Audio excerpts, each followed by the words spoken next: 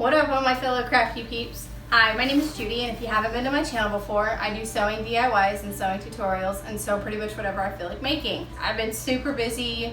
School just started back up for my school district.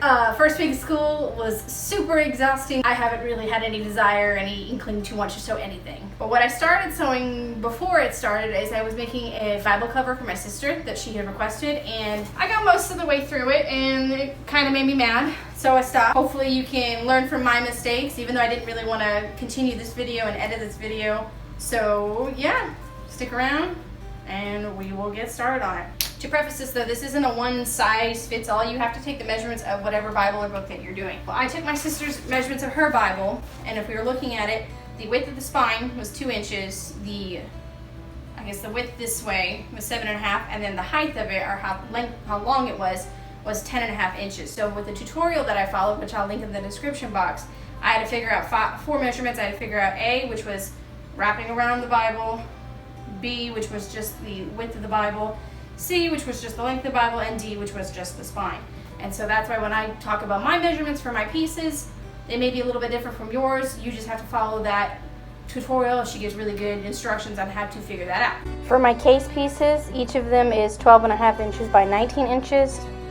And that is for the inside lining, the exterior cover, and the padding material. My outer pocket was 12.5 by 15 inches, and my 2 pieces of pocket trim were 12.5 by 1 1/2 inches. The inside cover flaps were each 6 inches by 12.5 inches.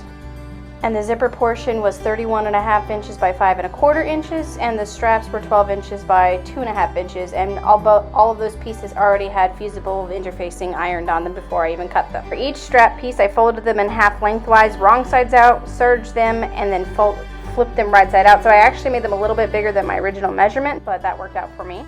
And then I flipped them right side out with a chopstick. You don't have to do this if you don't want to. The tutorial I followed said to just serge them right sides out and then just have the visible threads showing. And then I took my zipper portion of the fabric, and I'm just trying to find halfway so I can cut it in half. And then I did the arduous task of pinning the zipper to each of the zipper pieces and making sure it was lined up correctly, and it was just a big old pain in the butt, but I got it done. And then I serged the edge of the zipper pieces to the edge of my zipper fabric pieces, so that way they would be attached.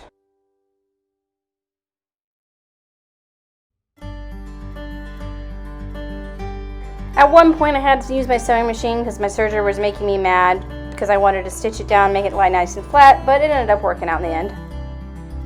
Now to make my outer pocket pieces, I folded my outer pocket trim pieces in half and ironed them.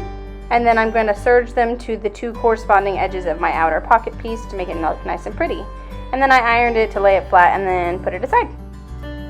Then on both of my cover flap pieces, I serged one long edge just so that way it wouldn't be raw and fray. Then I started layering my pieces. I did my case piece right side down, the padding, and the case piece with the padding sewn to it in the center, cover flap pieces on the left and right sides, and I pinned these layers together securely and pinned them far enough away from the edge. And this was an extra step. You don't have to do it, but I just sewed down on top of my pocket trim just to make it lie flat. Then I flipped my fabric bundle over and I centered the outer pocket piece on top, and I positioned the handles and pinned everything down to make sure it would stay in place. Then I pinned one side of the zipper fabrics in place so that the serged edge would end up inside the cover. And I serged the edge with the zipper fabric, catching all the layers and the handle.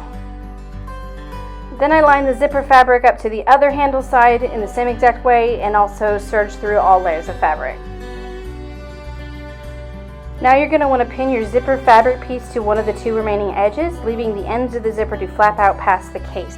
Unzip the zipper on this side of the case, and then you're going to serge this entire continuous edge, including the couple of inches between the zipper ends that is just cover and not zipper. And then doing these last few steps is where I broke the needle of my serger and got frustrated with it, so I will just tell you guys what the last few steps. Alright, so I did promise what to do on the last couple of steps. So I got to the part where I did sew this side, and where I messed up, where the machine broke, was after I sewed this side, and then I needed to sew the little flappies in here so that way it would be closed and it would be nice and square. So what you would have to do is finish sewing that out, down, and then inside out. Take this other flap, get it sewn on here, get the flappy sewn in, and then you'd be done. So I was almost finished, and then when you are done, and it's all said and done, you have your flaps on the inside that hold the Bible and then you have your outside pocket. So like I said, wasn't happy with this. I will finish it and fix it eventually.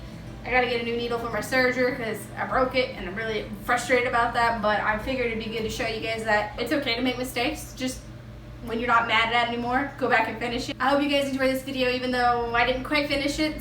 So make sure you like and subscribe and check back later and see what I'm going to create next. Bye!